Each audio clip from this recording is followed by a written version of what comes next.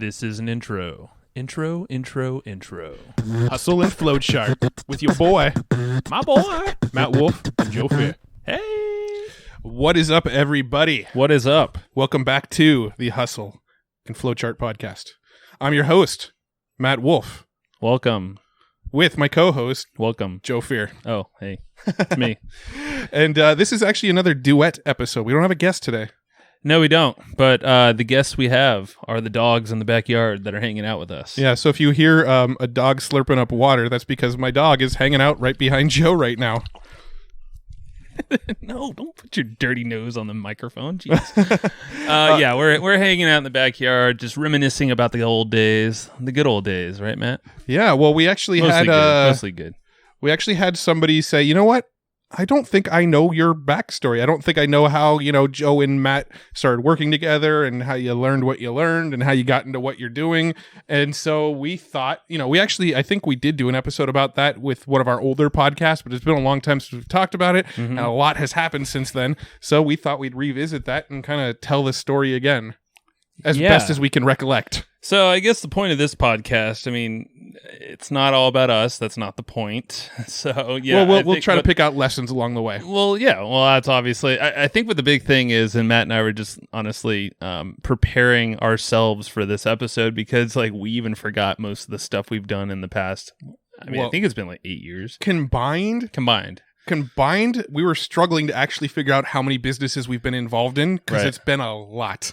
Yeah, well, and I guess the moral of the story here is if you get one takeaway, and obviously I hope you get a lot, but the big thing is that the journey is not a straight line. I know you've seen this. I think there's an emoji out there, or not emoji, but a meme. I've seen infographic. Yeah, where it's what everyone thinks that business is going to be like, and it's going to be straight line trajectory up, a good stock graph.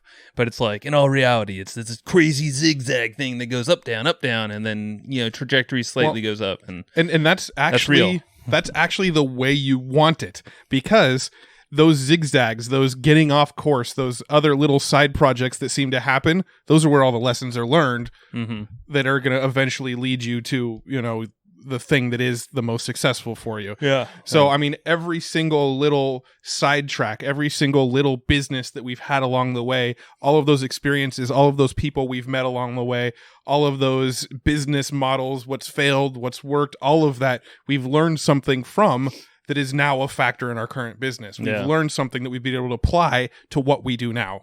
Yeah. So I guess that's what you should take from this, or at least that's my takeaway, even just planning for this episode is wow, there's a lot of stuff we've done and it all adds up together, even though if we're not consciously thinking about what we've failed or did well in the past, it's still amounting to where we're at now. Exactly. And so yeah, hopefully you can take something from this whole journey. But yeah, Matt, so what was the year that we actually started together? I'm not sure. Officially opening a blog up on. Okay, so even stepping a little bit behind that, you and I, we had a mutual friend. We had an acquaintance, right. Well, not an acquaintance, a mutual friend, Cameron. Yeah. Still a mutual friend to this day. Yeah, It's yeah. not a head. But so we have a mutual friend named Cameron. We sort of met through him. I played in bands with Cameron. You played in bands with Cameron. Yeah. That's kind of how we got to know each other. And We then I rocked had the guitar. rocking the guitar. I had my family business. We had a shutter company, and I was helping run the shutter company. And at some point, my mom walked into Famous Footwear, where you were working at the time, and she thought that you were just a very friendly person and was great at customer support. Oh. And she went, "I need to have Joe at Artisan at the shutter company." I was like, I'm expensive. No, I didn't say that. I was like, yeah, get me out of here. Yeah. So my mom recruited Joe over to the shutter company, and I think it was kind of coincidence. I don't even know if my mom realized that you and I sort of knew each other through an acquaintance. No, she did, but I mentioned it. And somehow I recognized her. There was some exchange there where she knew that we were connected, but we weren't really buddies. Now, do you remember what year you started working at Artisan? Because I have no clue. I don't, honestly. If it's... Hold on. So I graduated... Okay, I'm just going to do some math here. Let's see. 4, 5, 6, 7, 8... Wait, 4, 5, 6, 7, 8... I would say I started there around 2008 or 9-ish. That is incorrect. Is it earlier? Because we started our first blog in 2007. Oh, okay. Oh, that's right. Because I was thinking of the year I graduated, but we were already working together for, I guess, 3 years. Yeah. Okay. So yeah, that would make sense. We started the blog probably a year after I started. So we had a blog. We started a blog called How I Will Be Rich. Joe and I, we actually got really into like personal finance and investing. And I think we just read Rich Dad, Poor Dad. And then we read The 4-Hour Work Week. And that led us on this like path of like learning about entrepreneurship, learning about wealth accumulation, learning about investing. Yeah. And we went, okay, what better way to truly learn this stuff and to truly lock this stuff in than to create a blog around it, and as we learn stuff, go and blog about what we just learned. Yeah, right? Essentially, we would like summarize what we learned. Yeah, the blog started as it's essentially a tool for us to like teach what we were learning, not because we thought a ton of people would be reading the blog, but because that helped us lock in the knowledge and you learn the best by teaching, right? So we started that blog as a way to teach and to sort of better educate ourselves on those topics. We knew we wanted to be consistent with the blog like once a week or whatever. So we were constantly learning new stuff. So we constantly had stuff to teach on the blog. Yeah. And that blog was called How I Will Be Rich. Yep. And it doesn't exist anymore. That name was very influenced by Ramit Sethi's I Will Teach You to Be Rich. Yeah. That's right. I forgot about that. That's a good book. So, we named our blog that, and we blogged on that for a little while, and it sort of grew, and we had Google ads on that blog, and we started seeing our first trickles of money from Google ads. That was our first dollar made online. Yeah. Our first dollar made online. Well, that was probably from that style of business. I'd done some service stuff in the past, building websites for people and stuff, but that was, prior to us meeting. And, we started making money off the ads, and then we learned about selling actual like link ads on your site. And we actually made way more money doing that than from Google by selling text link ads on our website. You know where I actually made my first dollar online? I reminded myself. Remember those like Netfire day, or what was that service where it was like free internet they gave you? Oh, Net Zero? Net Zero, yeah. So I remember having Net Zero, even though like my parents had internet. For some reason, I chose to use that. I don't know. It was like experimenting with things, but I think I figured out like the value of like advertising online back then. But I remember getting when you can get people to click, and this is totally black hat, but I mean, I don't think it works anymore, but it was like a clicker, basically software, and I was getting the thing to click on this banner all throughout the night. Yeah, I remember those. Yeah, you set up like a little script that would like click on the link for you like constantly. And I remember, and it totally like hacked, and I think the most I ever made literally was like $25, and I was like, woohoo! Yeah, I got one check, and then it like stopped working. I'm like, no. But that it was a less, and this was like way before we ever met. Yeah. But I didn't really do it. I just made. I used to experiment with stuff like that, but it was always just like pennies, Yeah. Like you'd get a check in the mail, and it'd be like $7, and you're like, Woo, that's awesome. That tool cost me $10. Right. No, but we started selling the text link ads on our site, and turns out later on we found out that Google frowns upon that and will sort of delist you if you do that. But that's a whole way back different thing. And this was before that was an issue. And then we went, cool, we can make money with this. I think we were making like $50 a month off that blog with the ads and stuff. It was cool. It was like beer money. We're like, let's clone this. Right. And let's make another blog. And on this blog, we'll talk about a different topic, but we'll put the same kind of ads on it. And we made Be Healthy and Relax, which actually still exists to this day. That site's still live. That's true. Yeah. And that was kind of more of my baby. Because we kind of like decided, okay, Matt was like, he has the financial background. He was going to school for finance majors. So I was like, okay, well, it'd make a lot more sense if you just ran that blog and I ran this other one. And we kept a consistent blogging schedule. Yeah. My wife works and still has a company in the health food space. So like there was just loads of information that was coming in from all the products and manufacturers she worked with. So I just pretty much learned a lot from, because that was a side gig I was doing. I was actually demonstrating this stuff in Whole Foods, like sampling out products. I was like a little sample boy. It's usually grandma's doing it, but it was cool. I met a lot of good people, and it was like a good learning lesson for me to sell. But I transposed a lot of that content I was doing there, making money there, to put it on the blog. That's how we got our content originally. And that one I think actually did better than How I Will Be Rich. I think we actually got that one to do more sales and more traffic than the first one. Well, the thing that actually brought the most amount of traffic, and it still might to this day, was a thing called the Kaiser diet. Yeah. Remember that? And so basically, the Kaiser is it's like a hospital chain out here in San Diego or West Coast or whatever. Yeah, no, it's all over. But I think it's the same. I'm pretty sure that's where the diet came from. But I was literally like looking for coffee or tea in Heather's parents' cupboard like late one night, and I pulled out this like piece of paper. I don't know why I even pulled it out, but it was all tattered and stuff, and it said the Kaiser diet on top. Yeah, and I was like, what the heck is this thing? And it looked crazy. It was like eat 1 hot dog, 1 egg, hard boiled.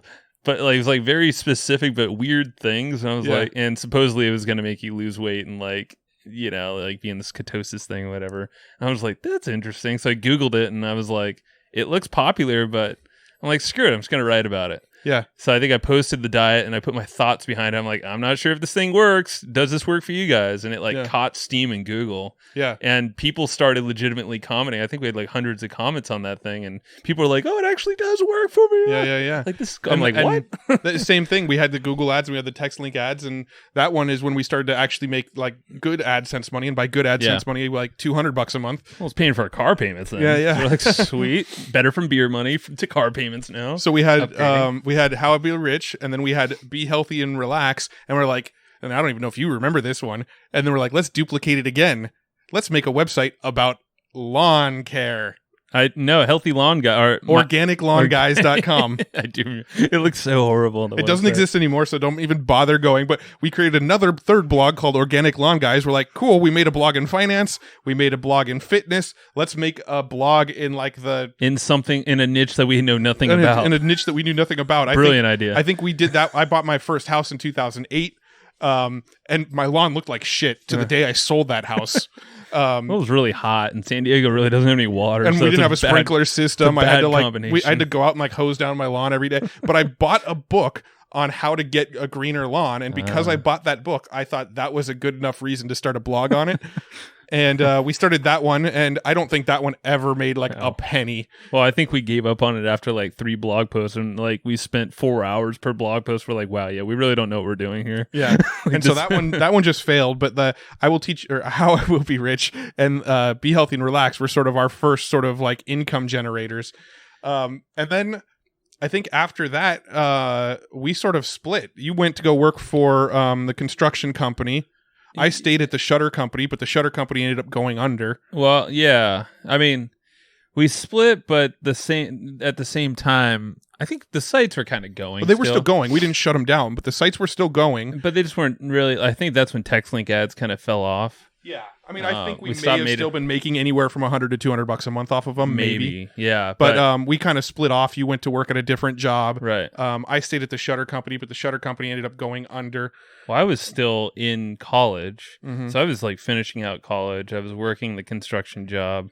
I was trying to do stuff online. So I was just learning more or less. Like I think we were still in the evenings and afternoons and stuff. We were still kind of getting together and throwing ideas around and testing stuff because those sites were still running. Well, we actually started off. It was is this when Alex came in the picture? Alex Jeffries? Oh, it might have been. I think it was right then. So basically, he's a buddy of ours now, Alex Jeffries, but he's a coach to, I mean, he's probably thousands of people at this point. But we were in his second annual course or whatever it was. I think he ran it. But it was all about basically making your first dollar, growing an online business. And, up until this point, we were kind of just experimenting and learning how just different tactics. We didn't really know strategies, more or less. And it was scary because I don't know how much the course was, like $1,000 or something. I think it was $1,000. So I did not have that kind of money in my account back then. I used a credit card to buy it. Oh, I definitely did too. And I had I remember a long conversation with my wife because just debt is not a cool thing in like her brain, she's kind of taught that. So we did have a website about personal finance. Yeah. So it was like, crap, do we actually fund this with like not our own money? Yeah. But we did, and we talked the wives into it. And I know during that phase specifically, because I think at that point we started kind of doing our own things like personal branding. I know that's when I bought joefear.com, which I still to this day don't even maintain really, but whatever. You got mattwolf.net, I think. But that was like our starting point of branding ourselves as brands. Yeah. As so teachers. For me, that all happened. We still we had our blogs going. The shutter company was about to go under. I quit actually before the shutter company went under. I actually left my job. I wrote my boss like a big letter, and it was basically a big FU letter. That's a whole nother story. That's a whole other story. But I quit my job the day before I got married. I was getting married on Saturday. My last day at the job was that Friday before. And that Saturday when I got married, we left to go straight on my honeymoon from that from our wedding. Like that, I think we got back to our hotel room in San Diego at like 11:30 p.m. and we had to be at the airport at like 4 a.m. the next morning to catch our flight to go down to Cozumel for our that must have been scary as I mean, I was his best man at the wedding. Yeah. So it was pretty cool. I mean, just to be like your best man.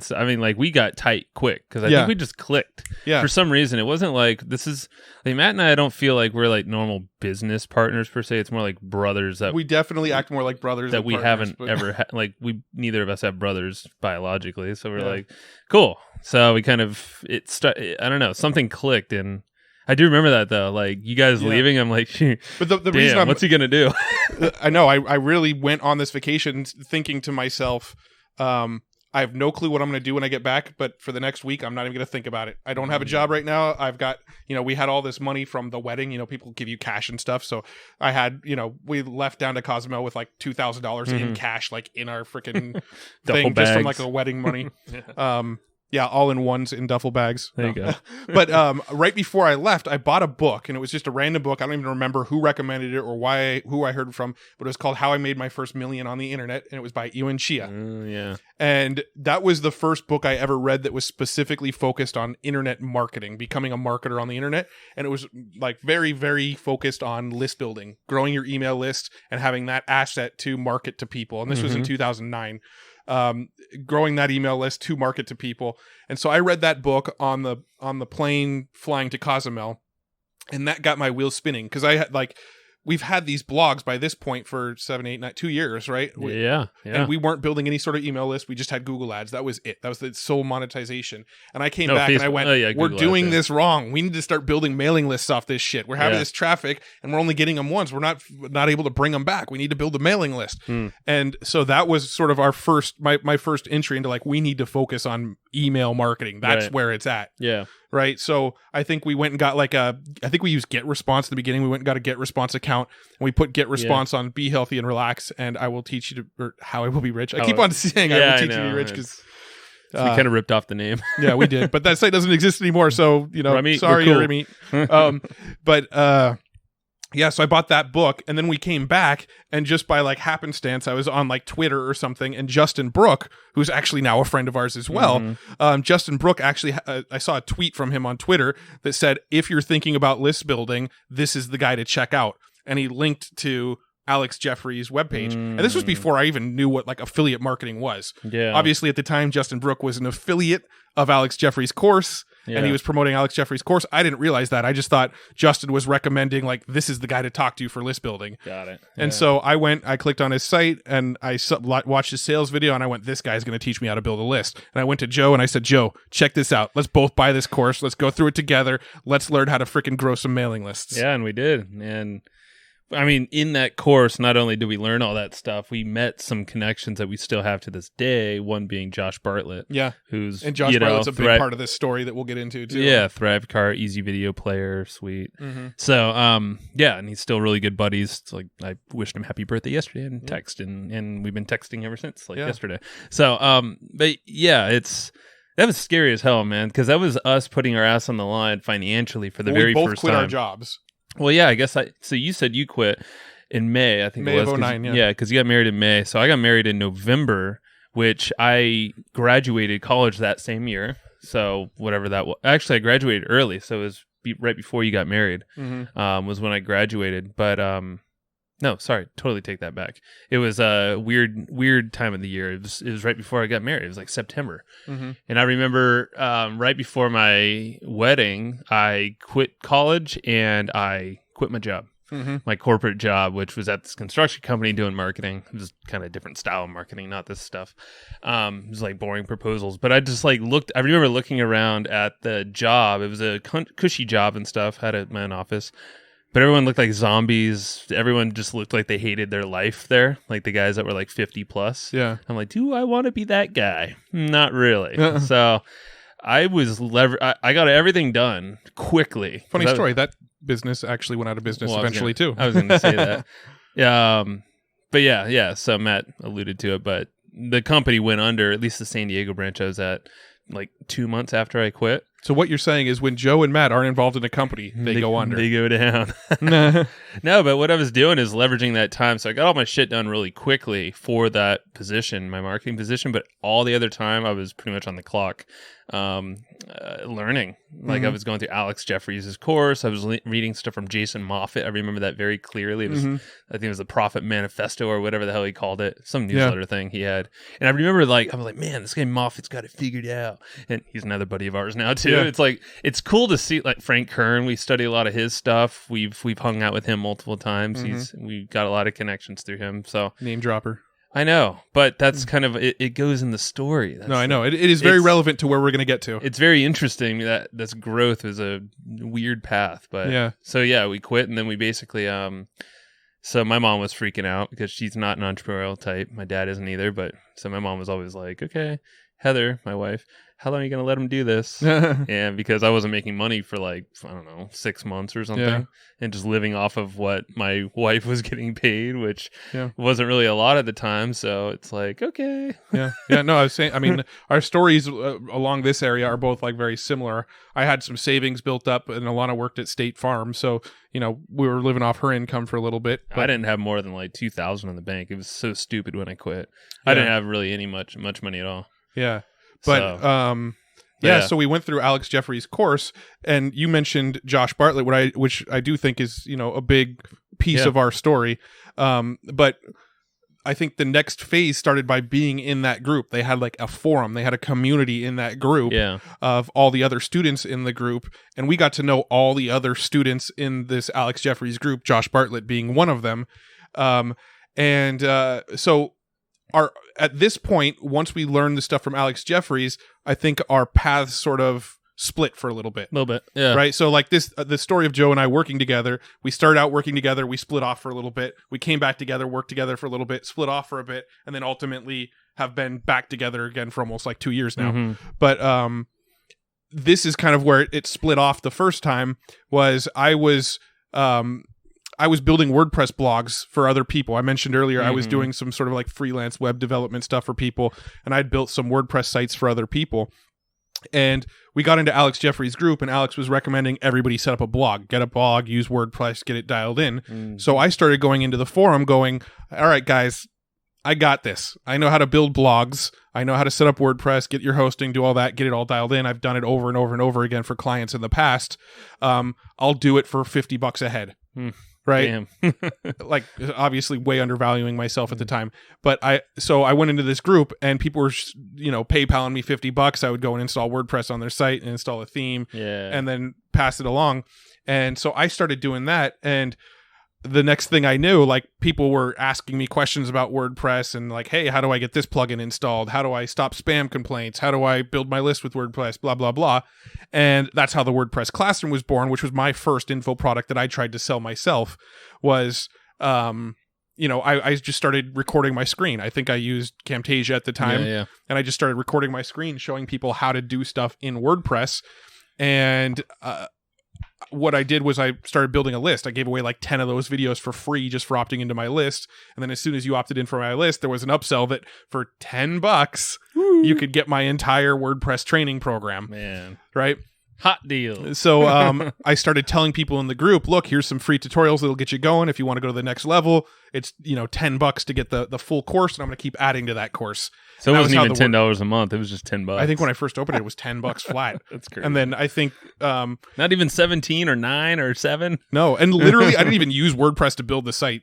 I actually had just like an HTML page with a white background and like a cartoon dude, and I wrote the WordPress Classroom like on a fake chalkboard clip art, and then there was just a list of videos. If you clicked on the video, it like linked you to the like raw video link. We got to archive the video. We got to archive. I think I screenshotted it from archive.org. Or yeah. And that's where Josh Bartlett kind of stepped in. He reached out to me on Skype and said, dude, I don't know if he said these words exactly, but he's like, dude, your site's shit. Let's rebuild it. Right. And he had designers at the time. He was working on his easy video player. He had a thing called Twitter Fuel at the time. And his designs were actually pretty good and really up to date for the times. And he's like, dude, my graphic designer will do that for you in like 15 minutes. Let him do it for you. Let that guy do it for you. So he redesigned the WordPress classroom site into something a little more decent.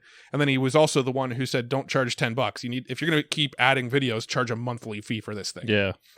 So that's when I think I changed it from $10 flat to $10 a month to be a member.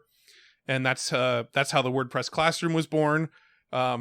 And then sort of fast forwarding a little bit, I ran that from 2009 to 2013. And then in 2013, Bradley Will, who ran a site called Free Blog Factory, came to me and he said, look, I've got this site called Free Blog Factory. I install blogs for people. You've got training. I really want to do training. Like, I want training for people who come in through my system. Is there some way we can like figure out how to combine these business models? Yeah. And so that was how Learn to Blog was born. I phased out WordPress Classroom. Bradley and I partnered. We created Learn to Blog. So if you bought through us, you got a free blog setup plus all this educational content. We hired our first Facebook ads guy at that time. And our Facebook ads guy ramped up our Facebook ads to $30,000 a month in ad spend. Learn to Blog grew to $60,000, $70,000 a month in sales revenue. And yeah. That was kind of the initial path, and then that was So let me tell my arc. Go ahead and tell your arc, because then that just covered like a bunch of years actually. Yeah, but it was good because So Matt was growing that way. So he did. This is like it kind of still stems to today's our roles. It's interesting, but our roles were pretty defined back then. Sorry, his dog's like choking behind.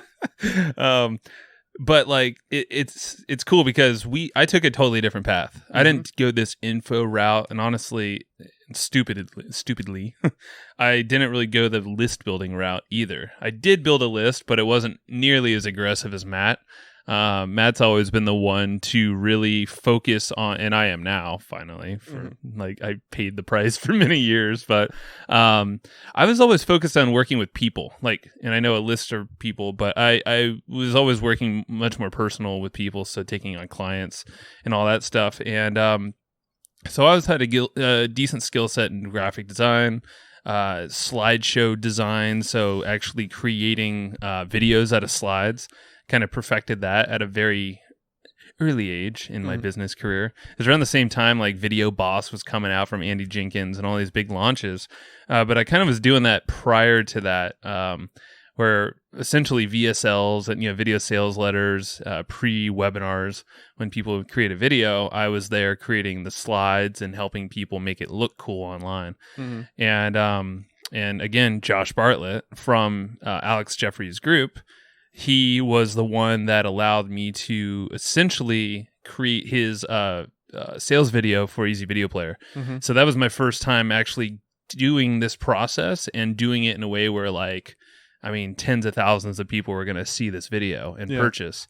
And I believe it was that first launch. It took a span of a few months, I believe, but it generated over $1 million in sales, I do believe. I'm not sure. Maybe over the span of that product, it took. I know Easy Video Suite definitely did millions, but I don't know if Easy Video Player initially did millions. Maybe it wasn't the player, but I know that over whatever period of time, it generated a substantial amount because we did do sales videos for all those, the suite as well. But it really taught me a lot of lessons on how to work with clients, how to what the clients want, how to create a system with all this stuff. So the process of developing these assets, because there's a million steps. But I kind of created this agency, this video animation agency, this agency that worked with clients, helping with copywriting and graphic design, all that kind of conversion stuff. So, but that's where I did that, and it was Video Sales Lab was the name of my company doing that. And in doing that, I met a lot of guys as well, you know, and got introduced to various folks who. So I kind of took clients and almost went further and created deeper partnerships. So it was almost like a partner with a lot of my clients. And it opened up a lot of new connections. Around the time you were working with Bradley, I was introduced to a guy named Amish Shah, who we had on the podcast before. Mm-hmm. And he's responsible for doing, I think it's about $8 million when launching his Magic Bullet system, which was a software product way before I ever knew him. And I remember seeing it launching back in the day. These are the days of like the big launch of the Frank Kern and whatnot. Mm-hmm. And I remember watching and hearing about these numbers. I'm like, how the hell is that even possible? I can't even fathom that number. And he did a lot of that, the bulk of that number in about 15 minutes, which is like, dear God. So I got the opportunity to actually work with him on a lot of his projects, and it developed into a partnership. And that was when I kind of started leveraging my time, I think, better, not working just partner to partner or client to client, but actually like working in a bigger way as leverageable partners. So I have this skill set, you have this skill set, and kind of developing something cool out of that. So we actually created a piece of training around the digital publishing industry. So Apple Books, Kindle books, and all that stuff, and sold 10 to 20,000 packages to clients, partnering up with them, but also teaching them how to do the same thing. So like we were closing massive deals with a phone team, webinars, all that stuff. Yeah.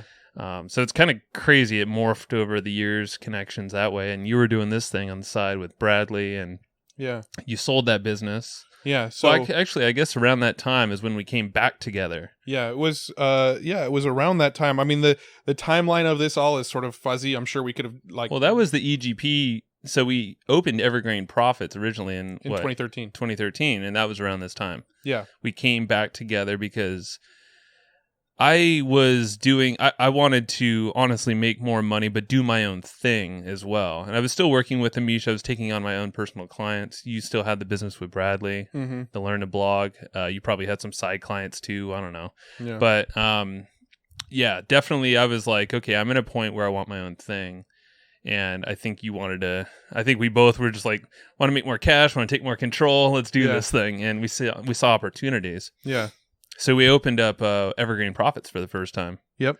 In 2013, and it opened as an agency, but we had this whole like vision of not only just working with clients, but partnering with them. So like doing like an upfront fee plus a percentage of their company. Yeah. Well, I feel like Evergreen Profits from day one back in 2013, we had this sort of vision of, yes, there's an agency element to it, and we're going to make a lot of money as an agency, but it was always a thing that we built to collect assets. And even back then, because remember back in 2013 when we first started it, we were like, let's look into this Bitcoin thing, and we were looking at Bitcoin back when it was $200 a coin, going, should we buy it? I don't know. Kind of kicking ourselves on that one now, but a little bit. We were looking at investing in Bitcoin. We were talking about the real estate stuff back then. We were talking about owning the San Diego Chargers as one of our assets. Boo, Chargers. Screw the Chargers now. But we built it with this mindset of Evergreen Profits is going to be our company that we collect assets with, and we still have that mindset to this day. But we started that as an agency, and our very first client that we ever landed as Evergreen Profits, we went in and we pitched them at $10,000 plus 20% equity, 20 or 30, somewhere around there. Yeah, somewhere between 20 or 30% equity. So it was $10,000 up front to basically build out their website and their funnels and all their systems and everything. I remember being scared shitless to pitch that. Yeah. And we pitched it in person at a coffee shop. Yeah.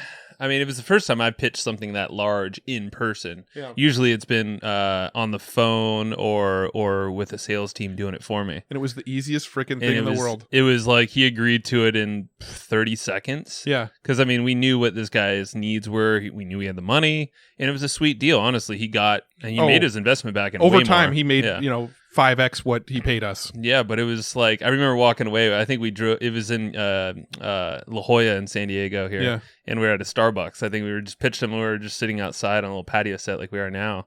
And it was like the coolest thing. I remember walking away and like on cloud nine. We're like, damn, this is sweet. We just became, we just made a decent amount of cash. So that just like funds us for like a month or two. Yeah. Because like, hey, that's what you got. That's what you need. I know we could build a lot of this stuff with our own assets, so there wasn't really a lot of hard costs, and now we have an ownership in this company. That's so cool. This is cash flow. I mean, if you're thinking assets and really, you judge an asset by the cash flow that you can make of it, you know? And so this was one asset that we're going to build up. And we got cash up front and cash flow for, right, on the back end. Indefinite future. Yeah, and we did for probably a handful of years. Yeah, the product eventually became outdated. It was an info product, and the information eventually became outdated, so we had to sort of phase it out. But yeah, I mean, it was 10,000 up front with an equity, and I remember we were like sweating and we were nervous, and like I think we sort of danced around the price a little bit when we were talking to him, and then when we finally said the price, he's like, "Wow, that's a little bit pricier than I thought, but cool, let's do it." And it was literally like that was it. And the way that we even got that meeting was through something I posted on Facebook. Yeah, I don't know what we were talking about. I think it was something Matt and I were doing. We were experimenting, like when we first started EGP. Evergreen Profits for the first time. I think we threw a case study out there or something. Yeah. I think it was about growing. We did something on what's that website? Udemy. I think we were growing a list or doing something like that with coupons. And this is a whole. We actually had our whole website flipping course that we sold on Udemy. We're not going to even go down that rabbit hole. Yeah, I mean, like if we went into like every product we've ever put out into the marketplace, this will be like a 5-hour podcast. But the whole point is I said something to the respect of like, oh my God, we just grew a list of like 1,000 people for this Udemy course by using coupons. Like, this is craziness. Like, I can't wait to see where this goes. And then I remember I got a few messages from that, personal messages, and one was him. Yeah. And like I was like, holy crap. And then I mean, we've tested this now multiple times. I've done it with clients, posting your results, creating case studies, testimony, whatever it might be. That's like the best way to land clients on if they're watching you, and usually they can turn into really high paying people if you have that audience. You create value for the world, show proof of that value you created, and more people are going to want you to create value for them. So a lot of our connections from that business, so we're talking about EGP version 1 days in 2013. EGP 1.0. I would say it lasted 2013 to 2014, 15? Yeah, I would say it lasted probably 14. Probably a year to a year and a half. Yeah. We actually had a little office space up in Marietta that we rented out for $400 a month. Yeah, it was cool though. It was our little. It's actually a legit, like, good size office space too. It was. But so we were a total agency. I think that was the only percentage deal we actually land. Maybe we had one more. Well, we had multiple smaller deals, but that was like I don't think we recreated that deal until like no, because most of what we did after that was people coming to us saying, "Could you just install WordPress for me?" or "Can you design this new page?" And it was stuff that didn't lend itself to any sort of recurring. It was just like to be honest, it was like grunt work. I mean, it was like I think the thing is that it became not leverageable. Well, we got to a point where we just didn't turn down gigs. If somebody said, "I'll give you money to build a website," we went, "Okay," and we took it. Yeah, right. And that was sort of the beginning of the end of that. The Evergreen Profits 1.0 was we were more concerned about how much money, like we just wanted to get as many gigs as we could and just collect the money on the gigs now. Yeah. Like, let's just, okay, they said they'll give me $800 to build this website. Let's take it. Yeah. Oh, this person said they'd give me $2,000 to build this website. Let's take it. And we just kind of took anything that came to us. And I think that was sort of the downfall, is that we didn't really set standards for like the type of client we would accept, the type of work we would do for the client. We actually had one gig, and from my recollection, this was probably the last gig we did for EGP 1.0, was we had a gig where somebody came to us and said, "I want you to build me this custom survey funnel where they, it asks them a series of questions back to back to back to back." And this was long before that book Ask ever came out from Ryan Levesque. This was like years before that book.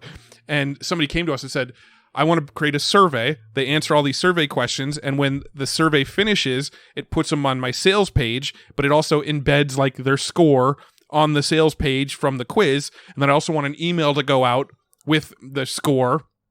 And it was this very complex custom sort of funnel at the time. Yeah. Nobody was doing quiz funnels. Nobody was taking the results of the quiz funnels and embedding them on a sales page, and also embedding them into the email follow-ups that were going out. There was a couple people that were doing it, but not many. And so we actually brought on board a custom, PHP JavaScript developer to build this system for this client. And it cost us a lot of money. There was a lot of back and forth with the client. Well, we learned a lot of lessons with just like dealing with people. Like we I think we ended up losing money all said and done because we underbid ourselves. Yep. There was some differences of opinions at the end of the day, and we Well, speaking about that though, I think that was my biggest takeaway. And obviously the money is huge. That can kill a business, but the big takeaway I had from that whole thing is that we didn't properly communicate everything on our end. Because it was a very complex system. I mean, nowadays you can just get one piece of software and pretty much do this. Yeah. Well, at the time, we totally blamed the client. We were sitting here going, "Man, this client is a pain in the ass. This sucks. I hate doing this stuff." In retrospect, looking back at it, it was 100% our fault. Oh yeah. Like we look back at it and we didn't set clear expectations. We didn't have proper like written agreements in place.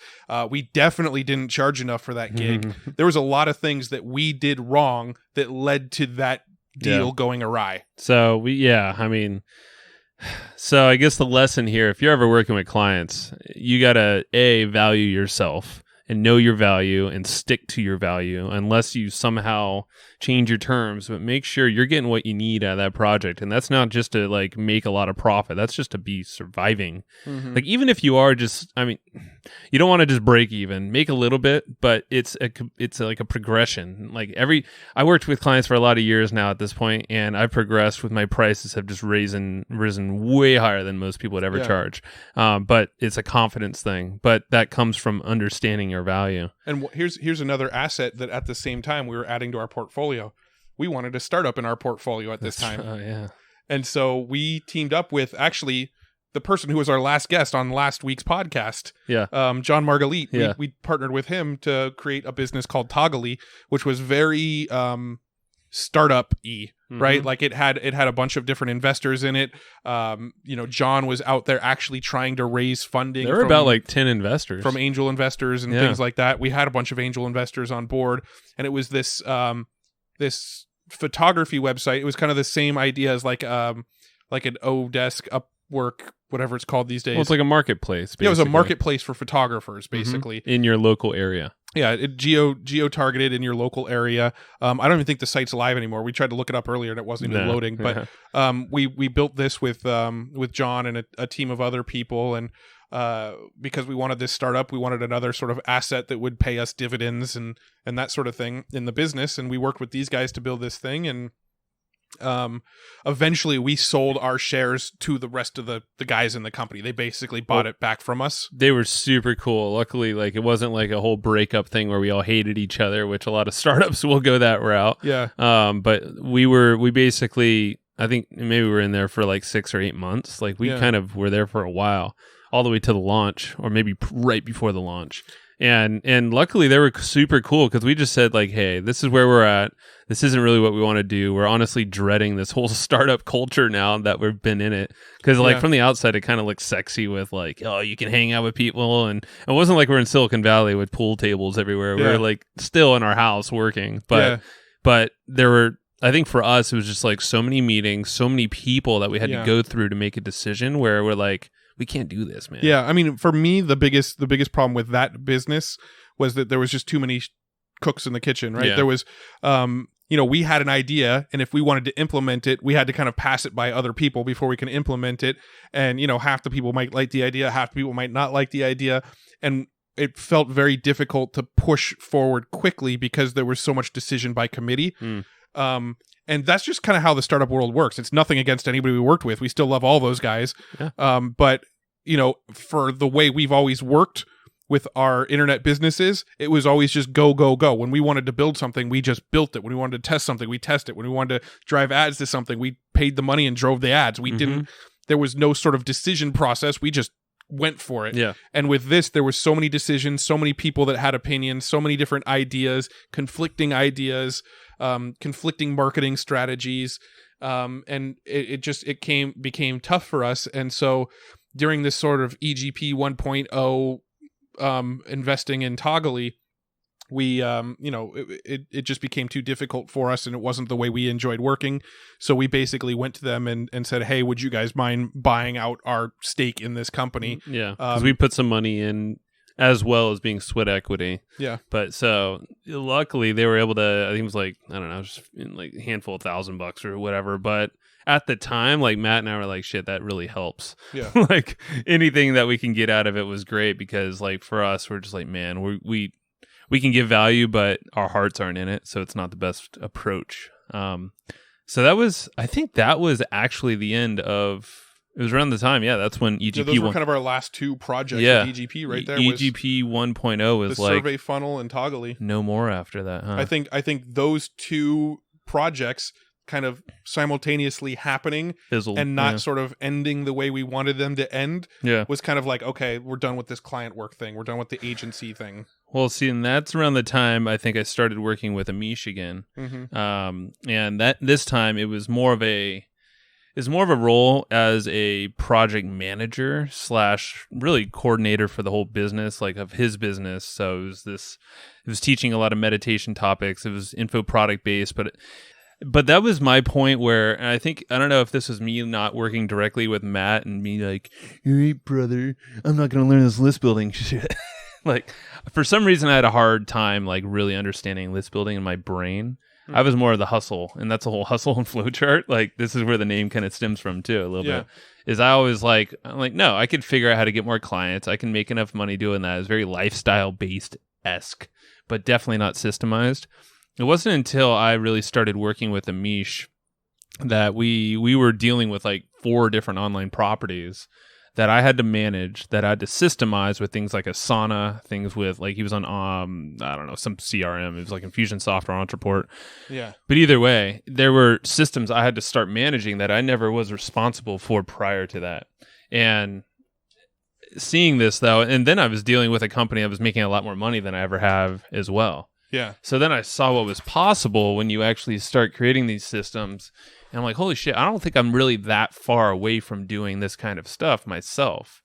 And with the stuff that Matt and I have done, I mean, knowing that he's done a lot of info product stuff, I've done a lot of this other creative work, client work, and connecting. But now I'm syncing it all together in this project management role. It wasn't what I wanted to do long term, but it was like a good learning time. So I wasn't scared to, and it was hard, and a lot of it was like I needed the money at the time, honestly. But it was a time where I was just like, I'm just going to get paid and learn, and do really good work, but know that there is going to be an exit for me. I don't know what it's going to be, but it's going to be bigger than I ever been before in my previous businesses. And I don't know, that was around the time.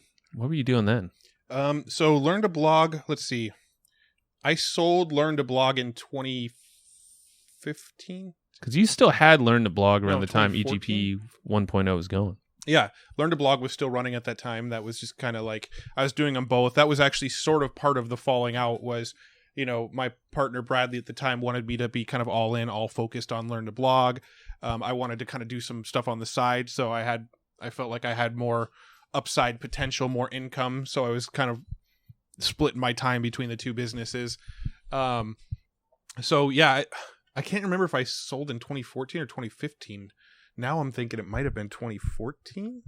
Well, either way. It would have been 2015. Yeah, I sold it in February of 2015. Okay. And then when I sold Learn to Blog in 2015, I immediately went and partnered with Josh Bartlett at the time also.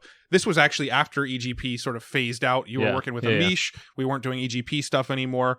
I sold my share and Learn to Blog, and then I partnered with Josh Bartlett immediately after that, and we launched a series of products and a podcast. We are Beyond the Hype podcast. We launched a product called FB Uncovered, all about Facebook ads, and then we launched a product called VidForce, all about how to make effective sales videos and that sort of thing. And that was in 2015. We did those.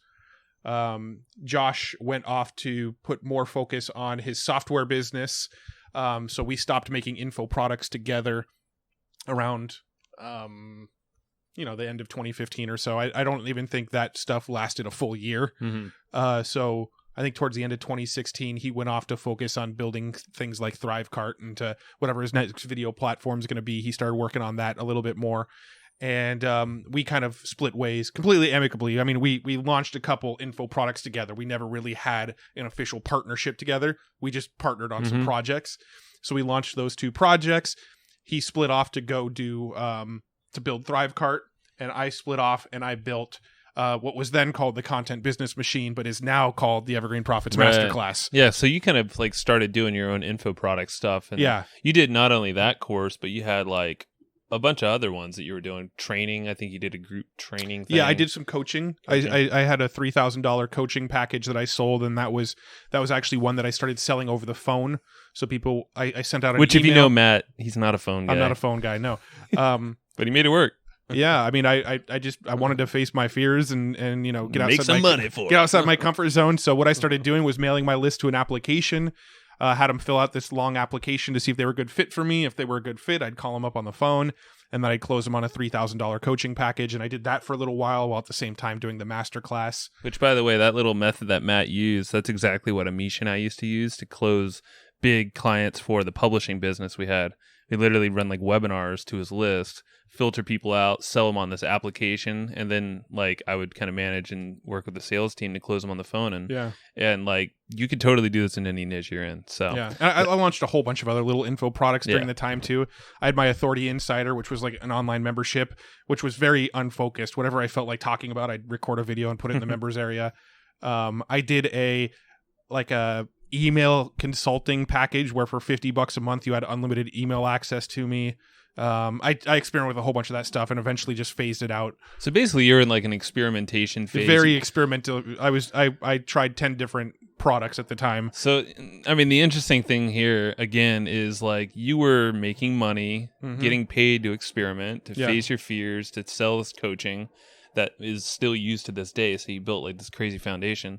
I was on the other end working with someone who was teaching me a lot. I was kind of facing my fears in a way because I'm not usually an analytical guy. So I was working in systems and numbers and CRMs and all that stuff.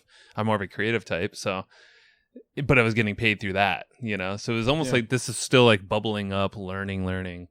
And I think that was around the time when I traveled to Chicago last year, 2016. And I was still doing video work, so I was still taking on clients at the same time. But Amish and I kind of stopped working with each other. I just wanted to kind of move on and focus more on the creative work, but also start building up my own thing with more of these systems. That's when some opportunities popped up to get back in the client game. Yeah, which was a very difficult discussion with Matt because I knew I needed help personally because the client work wasn't. Like I could do client work, but a lot of it was involving stuff that wasn't in my skill set. I could sell it. So what I was doing, and this is kind of a creative way to start a business. I think we might have chatted about it a little bit, but we leveraged our friends. We knew that our friends had agencies. These were some local guys here in San Diego. And they were selling, they had clients that were already paying them a lot of money. And these are like billion-dollar companies. Yeah. But they needed stuff that they couldn't, that we could provide. So we provide, creative work, videos, stuff like that, but also email marketing, content marketing, ads, paid ads and stuff. It's stuff that these guys didn't know how to do. Yeah. So they hired us. So I basically was, through our connections, they wanted to work with us. And essentially we would leverage their agency because they had clients already. And they would just send us the money, whatever we charged them, they would obviously tack that up to their client. Yeah. So what they were doing is they were going to these clients that were like, like billion-dollar companies, literally billion-dollar companies, and they would say, okay, we'll do all your website building and maintenance and marketing and handle all this stuff. It's going to cost you $50,000 a month to do it. Right. And then what we would do is we'd go to them and we'd say, okay, we'll handle this, and this, these 4 things, and we'll charge you $5,000 a month. Yep. So we weren't actually having to sell to the end client. The agency was selling packages and just including us in the package. We just made it very clear of what we can create, and this was still a learning curve. We couldn't package it up perfectly at first, but we ended up closing, I think, about 4 of these types of clients with this partner of ours, the agency, and they grew to know what we can provide. The clients all loved us. After we started working with them a couple months in or so, they would be like, dude, these guys are solid. And we're getting great results, more organic traffic, referral traffic, SEO, content's on point, emails list is growing. That was kind of our focus. And we worked with, that's where we've talked about it in our webinars and stuff. We worked with the Brain Center, software companies. We worked with supplement companies, all sorts of different companies, different niches, but that MLMs. was a couple MLMs actually. I don't think that was through them though. But that was other. Oh no, it was during the same era, but it wasn't sold through the agency. So I mean, like, we got our kickstart again, leveraging friends as agencies, and I think that's another takeaway that you could do is if you're starting something, you want to break into something new, leverage. Yeah. Don't think you always have to sell to that end client. Obviously, you got to provide value and give a need to whoever you're partnering with, but there's a lot of money to be had with just partnering. Yeah, and it doesn't have to be like an official partnership. This was literally just like, I don't think we even had an agreement. This is another stupid idea, but. But again, it was like a really good buddy, so we just handshake deal, and he always took care of us.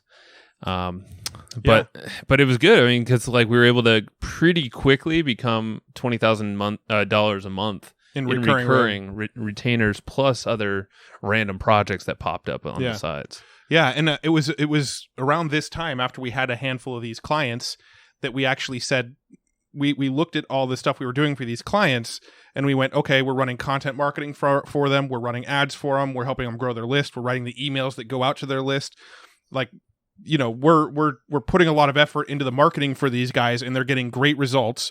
And we're making a flat $5,000 a month. Mm-hmm. So no matter how good we do, how much we grow their sales, we're stuck at this retainer that we've already contracted with them at, right? So we can take a company from making $100,000 a month to $1 million a month through our marketing skills, but because we have a contract with them that says we're on $5,000 a month retainer, there's no upside for us to grow them that far. Not that we'd ever, you know, stifle their growth because of what we'd make or anything, but we just looked at it as like the potential is not 100% there. Yeah. Now, what if we went down this path of doing exactly what we're doing for all of our clients, but did it as an affiliate instead of as a retainer, right? So now what we're doing is we were looking for products that we can get 40, 50% sales commissions on, and we would do the exact same thing we do for our clients, but we would do it as an affiliate. Mm-hmm. We would build our own website as an affiliate and do all that same work, but get commissions on it. Right. This way, now if we took a company from $100,000 a month to $1 million a month, we're getting 50%. We're going to get 50% of that growth in our business. And so and it's a risk, man. I mean, so at that, we had this realization. It wasn't like we acted immediately on it, but we definitely had that realization of like, holy crap, there's so much upside we're leaving on the table. We're this like knowledgeable, we're very capable, we're connected. Because over these years, like we've made endless connections in the industry. So software, you know, potential affiliate partners. We made connections, i.e. Josh Bartlett's been a good one because we've been behind pretty much all of his products. Yeah. But saying that, like there was still a transitional period where it wasn't like we just like, all right, screw client work, let's dive all in on this affiliate thing. Yeah. There was kind of this period where it was a struggle fest because it would be times of, it was around this time actually, we did start transitioning, but that's when cash flow got pretty tight. Mm-hmm. Like we struggled to control the cash flow. It was, I mean, inherently when you're working with clients, and we can go all day on this, we won't now. And the EGP letter, I've written a whole thing on this, but cash flow can kill a business in a heartbeat if you don't have savings or backup plans. And honestly, when you're working with clients, you can't control cash flow. You think you can control with retainers, but you're not really in control. Well, yeah, you can have these retainers, which just means they owe you the money. That doesn't mean they're going to pay you on time, right? And that they're going to pay you the full amount. Right. You know, we used to have to deal with clients where they would say, "Oh, we're going to pay you half today and half in 15 days when we get paid out by another client that we're waiting for money on." And so we were spending our own money to build stuff, right? But we weren't getting paid by the clients on the date they claimed they'd pay us on, and we were playing debt collectors a lot and having to chase people up. That was like my job. Is like half my week usually was like making phone calls, sending emails, putting boomerang like reminder emails. So in case they didn't respond, I would still hit them back up. I got every cent that we were owed. And I'm not even like a bulldog, but I think I just like pestered them enough where they're just like, all right, I know you did a great job. Here's your money. Yeah. When they finally got it. But that whole lesson like put just like this burning hole in my freaking gut. Or I was just like, I know we're capable of more. We have the knowledge. We're well connected. I want to be in control. We want to be in control of our money, our cash flow. I mean, Matt bought a house in San Diego. I think at this time I was still in Chicago. No, I came back because I was only in Chicago for a few months, but we were renting. Mm-hmm. But either way, like we were still growing. Like my wife's growing her business too, separately. But we're like, man, we need to start transitioning. And this was the time where a couple of these clients actually started dropping off from us. Yeah. And it wasn't for us per se. It was like it was actually the other stuff they were doing with the partner agencies. They just didn't really have a need for them anymore. Yeah. So, or another thing, and this is another lesson for an agency owner. If you work with a big company who has a marketing manager, and if that marketing manager leaves, typically you're fired. Yeah. Like you ain't gonna, your days are numbered. So if you ever see that your marketing contact or whoever contacted a company has left, I would start looking for a new replacement. Also, I'd try to save that client. Right. But it's because you got to think, like, whoever's coming in new usually has their different perception of things. Or they have their guys. They have their guys, their good old boys club that they're going to send, the project to. And you can't, even unless you have like dirt cheap pricing, which you don't want to do. Obviously, we talked about that. Then you're out. And that's pretty much what happened. So it was cool because at this period, and this was late 2016, probably this time last year. Probably, yeah.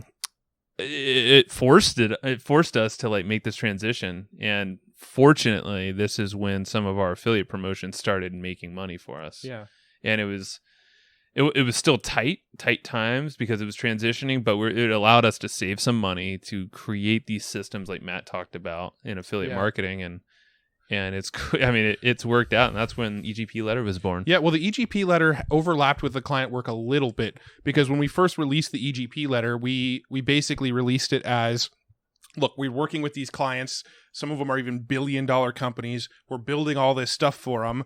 Subscribe to our newsletter, and in this newsletter, we're going to show you the various things we're doing for these massive companies. You're going to learn from the things we're creating and the results we're getting for these massive companies. When we started the EGP Letter, that was the basis of it, was we've got our agency, and we're going to teach what we're doing in that agency. And over these years, and this is no joke, because we did tally up the numbers, and it basically amounted to $100 million that we helped generate.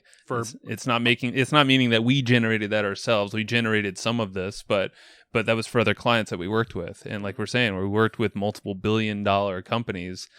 Obviously, it's to move that needle. You can move it kind of a little bit and still generate massive gains. Yeah. But these are the types of strategies that, like, we saw this potential. We're like, dear God, if we can make this kind of money for all these clients, why aren't we getting paid anywhere near that? Yeah. Like, we're worth so much more. Yeah. So that's where the EGP Letter came in. That's where the EGP Masterclass came in. And that's why we got out of the client work and started doing the same stuff we did for clients, but doing it for affiliates instead. Yeah. So now the business model today is we've got our EGP Letter where we show exactly the various strategies we're using to promote affiliate products and our own courses. We've got our own courses, a chatbot course, our master class. We're working on an affiliate marketing course right now. So we've got our courses, we've got our newsletter, and we've got our affiliate promotions. And that is the entire business model. And then the business from here, looking forward, looking into the future, is all about collecting assets. Right. It's all about, our next sort of phase of Evergreen Profits is dabbling in real estate. We're looking at a property in Estes Park, Colorado. We're looking at a property up in Bozeman, Montana. So we're looking into purchasing properties around the country and using those for rental income. That's as important. I mean, anything assets. Yeah. Like we're looking. We can go so in the past year during all of this, Matt and I have studied a lot with asset and wealth development as well, and we've kind of really honed back again on the original thing we opened up Evergreen Profits about, and that was to build assets, but use business as a tool to build those assets. It's not that this business is just going to exist and this is how we're going to make our money. This money is going to be parlayed into other things that work for us and create a cash flow. So it's things as lame sounding as funding an IRA. Yeah. Like that's something that I'm ruthless about, is maxing out my IRA every single year in index funds using Wealthfront. I highly recommend everyone to do that. Just at least check out Wealthfront because it's sweet, because you can start seeing your projection when you retire, quote unquote retire. Maybe you're 50, maybe you're 66, or maybe you're 70, whatever amount. But it gives you a projection on what's possible when you compound your money. But you could do that with any kind of asset. You can compound that with real estate. So that's why Matt said, I want to start getting into real estate. We have a lot of partners that will invest with us. Mm-hmm. So it's like with real estate, a lot of people feel like they need to have the money themselves for the down payment and then the monthly. But it's like, no, you literally don't have to have any money up front if you partner with folks that have money and you provide more value in whatever the sweat is or management of the property. People will partner with you. And so it's us getting creative in how to build this wealth using EGP, what we're doing as a tool. Yeah, absolutely. And it's been a game changer. And I think this month is our best month we've ever had. Well, we're only, 5 days into the month? We're recording this on September 5th. I believe so. So this is September 5th. Obviously, you probably know by now if you're listening to this podcast, we don't record the day they go live. But we're recording this on September 5th. And 5 days into the month, we're on pace to have our best month ever. Right. Well, I guess I was going to say, the last 30 days has been our best. The best 30-day period. Yeah. Correct. But September will be our best month we've ever had in business. So things are looking up and doing good. And I think what we should do now, just to wrap this thing up, is I'm going to say sort of my big lessons, my big takeaway from this whole journey, and then you could share yours. That might be the same damn thing, but I'll share mine. We'll see. So my sort of biggest lesson, biggest takeaways from this journey we've been on is that you should have 3 focuses in business, right? Focus number 1, connect and build true relationships with as many people as possible, right? Because what got us from point A to point B where we are today has been those relationships. It's been my relationship with Joe. It's been the relationship we built with Josh Bartlett, the relationship you built with Amish Shaw, Bradley Will. The list goes on and on and on of all these people we've partnered with over the years. We're partnered with Brad Spencer now, somebody we've talked to for years and years about partnering with. Everybody that we've had on this podcast are all people we have relationships. John Margulies, who we did Toggly with, who knows frickin' Warren Buffett and Bill Gates and people like that. It's kind of a good guy to know, right? He's a good guy to know. So, point number 1, build as many relationships and connections as you can, but strong relationships. Like, become friends with the people, not acquaintances, not just like, oh, I know a guy who knows a guy. Build relationships with people. A good way to do that, and this is what I do, and this is not because I'm trying to hack it, but literally just like send them a text message on their birthday. Yeah. Like, it's something that sounds stupid, but if you see them on Facebook saying, like, people wishing a happy birthday, text them. More often than not, they're going to text you right on back, and you're going to be top of mind. You're breaking through that clutter, and you become more of a deeper friend because you're thinking about them. So that's my sort of number 1 takeaway, is that, build those strong connections. Number 2 takeaway is, try to accumulate knowledge and understanding of as much as possible. And a lot of times that doesn't necessarily come from content. Accumulating knowledge and really trying to understand as much as possible oftentimes comes just as much from those connections as it does from the content you consume. I would say I've probably learned way more business lessons over the years from the people I've worked with than from the books or blog posts or podcasts that I've, consumed. Yeah. Right. I've learned so much from people like Josh Bartlett, who have, talked to me about different pricing strategies and different design strategies for my website, and partnering with him and watching behind the scenes of him running a launch. Same with seeing what you and Amish have done. Same with working with John Margulies, who's in that startup world. He's not even in the internet marketing world that we tend to run in those circles. He's in this completely different sort of Silicon Valley esque like startup world. And so we've learned totally different lessons from that side of the things, right? We've got guys like Alan, who we're working with now, who's a big name real estate dude. And we're learning all sorts of real estate lessons from guys like him. So build as many connections as you can, try to consume as much knowledge as you can and soak it all up and try to put all the pieces together and understand as much as you can. And then the third lesson is always be focused on assets. How do I add one more thing to my business that's going to add a recurring revenue to my life? Right? And it doesn't always have to be big. We'll add stuff to our business that'll generate an extra $100 a month. We'll add stuff to our business that'll generate an extra $10,000 a month. But how do I consistently find new assets to plug into the business that's going to add an additional recurring revenue stream? And then how do I take that recurring revenue stream and parlay it into another asset? And how do I take that recurring revenue stream and parlay it into another asset? And how do I continually collect and level up my assets? And those are my 3 biggest takeaways from this journey we've been on so far. That's all?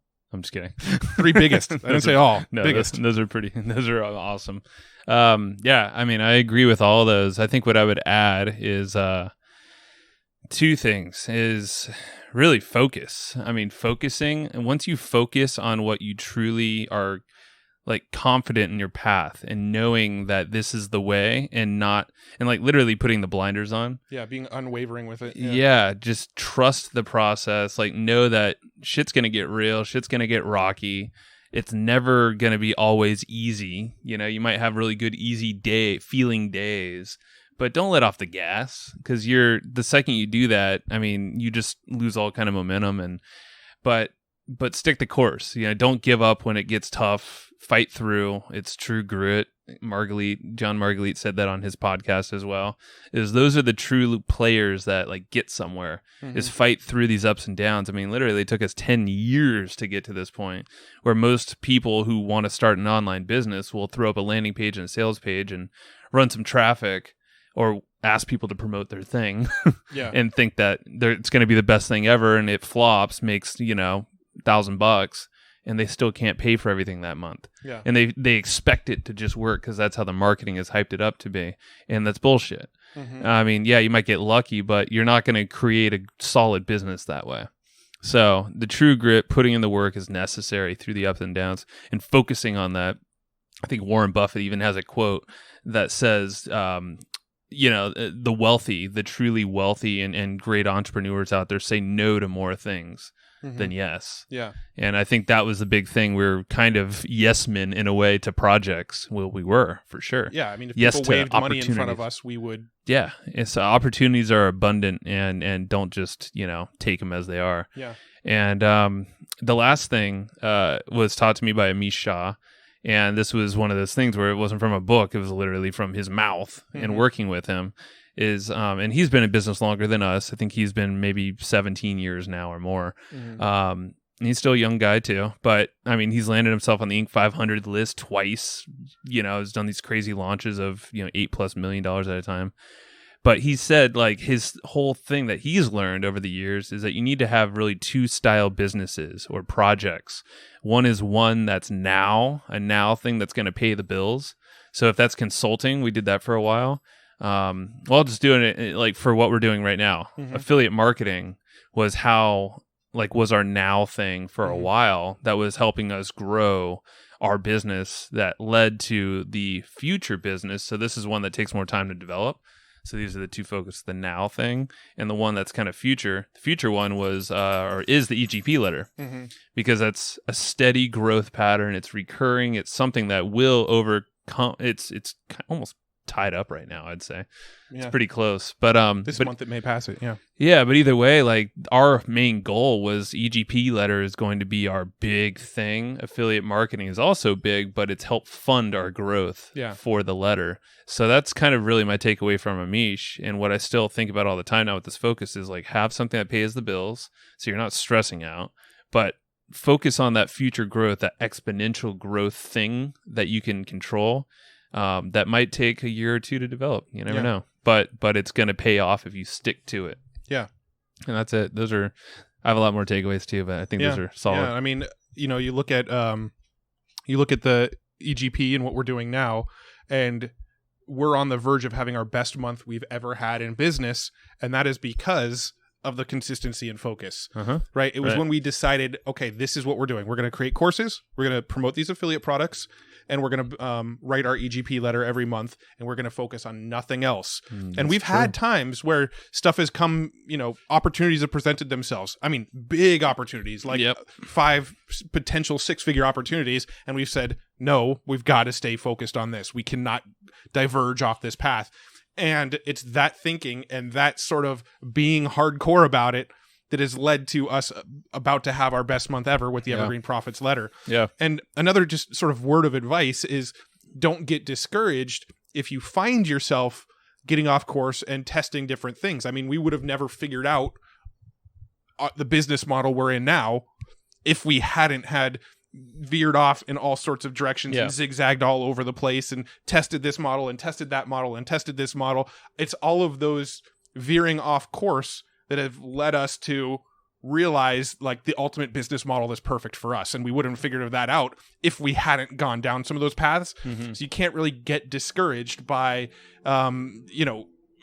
going one direction, feeling like you failed, and then going in a different direction, because you'll never learn if you don't have some of those failures.